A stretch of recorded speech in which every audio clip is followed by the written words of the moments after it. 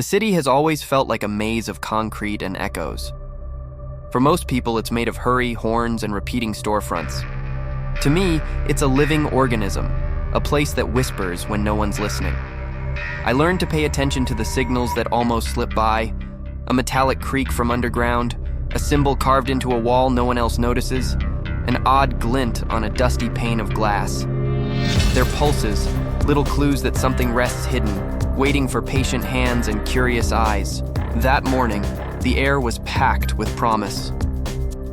Clara and Leo were waiting for me at the corner of Track Street, one of the busiest crossings in the city, and, ironically, the starting point of our new search. Clara wore her film camera and carried a notebook like she was ready to freeze time. Leo balanced a backpack stuffed with improvised tools that looked like scrap, but he used them the way a watchmaker uses tweezers. "Ready for another hunt that doesn't seem to make any sense?" Leo asked, smiling with calm confidence. "Every good discovery starts without making sense," I said, adjusting the recorder in my pocket. "What we do afterward gives it shape." Clara tapped her camera. "And if the city decides to speak up today, I promise not to miss a syllable." On paper, the goal looked simple. Investigate an old storm drain tunnel beneath the Central District. An anonymous resident had posted a photo of a rusted hatch stamped with a broken spiral, the same mark we'd seen months earlier on a piece of metal in a demolished alley. I don't believe in coincidences, not when the same sign shows up in places that otherwise speak only through silence.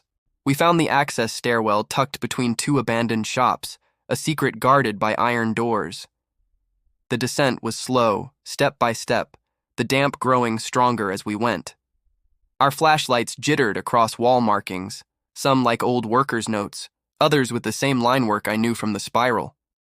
Clara mapped the space with her lens. Leo smacked a flickering light until it obeyed. At the bottom, the tunnel split in two. To the left, the murmur of running water. To the right, a quiet that felt deliberate. We chose the silence and moved carefully, listening to our own steps. A faint spark in the debris drew my eye. I brushed aside stones and grime and freed a small metal button. It was old, gold-toned, and in the center it bore the broken spiral. Clara leaned close, breath caught. "Too much of a coincidence, Alex," she whispered. "Don't say that word around me," I said, tucking the button into a padded tin. "Coincidence is what we call it when we don't take time to investigate." We pushed on, wrapped in quiet. Then a sound above made us freeze. Footsteps, 2, 3, followed by a slow dragging. We stared at the dark ceiling as if we could see through it. The weight of the abandoned building seemed to shift. The noise receded, but my heart kept thumping like it wanted to press against the concrete. Hours later we emerged, dust and mud all over us. The city felt different, as if we'd crossed an invisible border. Clara flipped through her photos and stopped short. In one frame, a long shadow hovered behind us on the wall, a figure none of us remembered seeing. The ghost of it clung to the warm wind. At Clara's studio, we spread a city map across a paint-splattered table. I marked the spiral sites in red: the demolished alley, the storm drain, the old port warehouse. The points formed an imperfect but nagging triangle. In its middle sat a forgotten neighborhood: Old Canal, narrow passages, decaying shops, the smell of sea air and rust. Old Canal pulsed on its own rhythm. Gulls cut the sky, their cries swallowed by boat engines. Between makeshift stalls and rusted sheds, people moved like pieces of an old clock determined to keep time. We played the part of eccentric tourists with too much curiosity and not enough sense. Leo chatted up an older vendor selling random metal parts. Between chains and bolts, a brass slip flashed the broken spiral, stamped like a deliberate brand. "Where'd this come from?" I asked. "Bottom of the canal," the man said. "Fished out with the trash."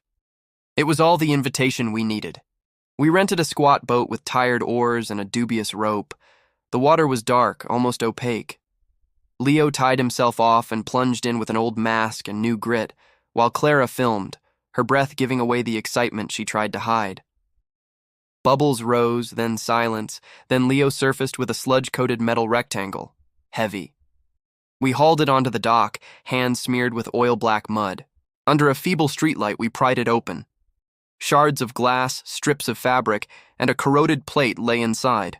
Property of the Sanitation Company, 1928. Below it, the spiral. The same stubborn signature now tied to an owner, a date, a function. The puzzle was getting edges. Footsteps again. Fast. Firm.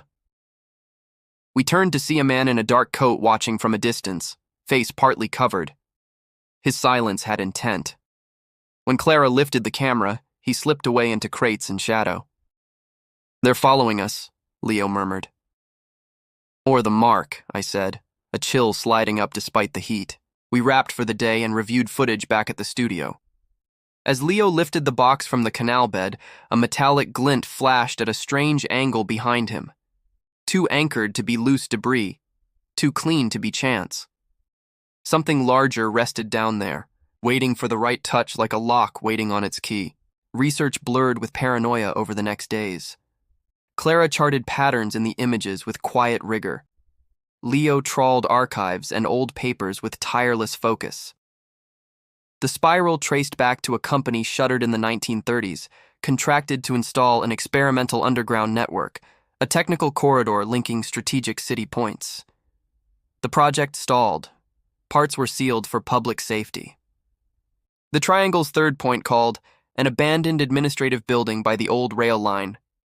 We went at dusk, when the city's mood changes and the wind cools without asking. High walls, locked gates. Leo grinned and produced a homemade hook from his pocket, like a magician revealing a coin. "Universal tool," he said. "Universal and quiet," Clara replied, twisting her hair into a quick bun, eyes steady. Minutes later, we were inside. Mildew, dust, and iron hung in the air. Faded posters drooped like tired memories, and upturned desks cast twitching shadows as our beams slid past. A side stair led to a partly flooded corridor, the water reflecting light like liquid glass. At the end waited a steel door engraved with the spiral, bigger and crisper than anywhere else. My pulse climbed. I tried the handle, locked. Leo knelt, spread his tools, and worked patiently. Clara filmed, breath even, as if the image itself were air. A clean click and the door side open. Time-heavy air spilled out, almost touchable. In the center of the room sat a cylindrical safe under dust and rusted cables. Inscriptions in several languages ringed the steel. Shattered glass panels flanked the body, like windows for a machine that once had eyes. On top, the spiral, whole, unbroken, like a circle remembering how to be complete. "This is much older than 1930, Clara murmured, reading the metal's memory. We coaxed the mechanism. It was weak, but alive. Then footsteps returned above, heavy, measured, closing in. Our beams trembled. Leo killed his light, dropping us into a controlled darkness where we could hear our own breathing. The steps stopped. Silence thickened. 3 hard knocks landed on the hall door. 1, 2, 3, echoing through metal and water. Instinct took over. We slid the safe into a corner and dragged a canvas over it, hearts drumming. When we relit the entry, the door stood ajar. No shadow, no figure. Just a folded paper on the floor. Small letters, steady hand, direct message. Some secrets should stay buried. We left without speaking. The safe remained. The warning walked with us. It's strange how a single line can weigh more than a locked vault. The city looked the same, but felt different afterward. Not because places had changed, but because we wore different eyes. The spiral began to show up in details I'd always missed. A flourish on a manhole cover, a broken stained glass curve, a faded tag beneath newer paint. It felt like the mark was watching back, patient, old, unsurprised. We needed a safe place to open the vault. Clara's first studio had high walls, wide windows, and wooden floors that told stories when they creaked. Leo built a modest rig to tease the lockwork, all plates and levers aligned like chess pieces. Clara set the light and framed the silence until it behaved.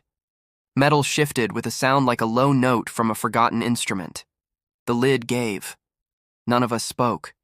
The stillness that followed felt like paying respect. Inside lay a stack of sealed envelopes labeled with dates and coordinates. The newest was 1999. I broke the seal carefully. A black and white photo slid free, 3 explorers grinning in front of a tunnel, holding the same box we'd pulled from the canal. On the back, a line in neat hand. Time keeps what people forget. Recognition moved through me without words. The photo insisted this wasn't about being first. It was about not letting the flame go out. Clara's eyes shone. "So we're part of the chain now," she said. "We always were," I answered, realizing the certainty had been living in me for a while. The question wasn't what we would claim, it was what we would protect. We weighed our choices. We could publish, shout, turn the find into a spectacle. But the photograph, the door's warning, and the sense of stepping into a quiet tradition pulled harder. Some discoveries don't ask for a stage, they ask for care. We decided to return the safe to its room of dust and water. We slipped out before dawn. In its most honest hour, the city had few people, little hurry, and a lot of space. We nested the safe beneath carefully rearranged debris, not to hide with pride, but to guard like a book returned to a library shelf. Over the stones, I drew a white chalk spiral, not an invitation, a reminder. Back on the street, gold light brushed the facades, and the far hum of a train blended with birdsong like 2 memories that refused to argue. Peace settled in, not because something ended, but because each piece had clicked into place for a moment, already drifting away. People hurried past, minds elsewhere. No one imagined what slept underfoot. Maybe that was right. Not every secret wants to become news. Sometimes the value lies less in what is revealed, and more in what awakens in the seeker. We weren't proving something exists. We were proving we could still insist gently. Clara pulled a short strip of film from her pocket, the test she'd shot in the tunnel. Light grazed it, and for a breath, an elongated silhouette appeared, the same witness from the earlier frame. Not a threat. A presence. Leo leaned in, and the 3 of us looked at that thin band of proof the way you study a horizon before choosing to walk toward it. We started moving again, side by side, the city parting a path as if it recognized our stubbornness. I felt more certain than ever that roads bend for those who learn to listen. Leo was ready to turn any scrap of wire into a tool. Clara kept seeing and kept asking. That's how the next searches should begin, not with answers, but with the courage to remain inside the question. An old shop window mirrored us in 3 fractured panels. Cracks sliced our faces like map lines, and I thought of the coordinates on the envelopes, the way a city can read like a folded book. Maybe the spiral was less a sign and more a letter. Maybe it was calling for a team patient enough to read between the lines. Leo nudged me and pointed down the block. A tiny sticker clung to the base of a streetlight, almost invisible unless you were looking. The broken spiral. I glanced at Clara. She smiled like fate had just shaken our hands. Nerves and thrill braided into something that felt like permission. "Ready for the next one?" I asked, slipping the recorder and chalk into my pocket like talismans. "Never been more ready," Clara said, steady on the camera. "The city has a lot more to say." "And I brought extra batteries," Leo added, hoisting his pack with theatrical pride. "We're not missing any whispers." We set off without fanfare, leaving only light footsteps and a chalk curve the wind would take when it was time. Ahead, the city drew a deep breath. We didn't ask it to speak louder. We promised to listen better. And as we turned the corner, I felt a quiet completion. Not an ending, but a reminder that everything begins again where the spiral opens once more.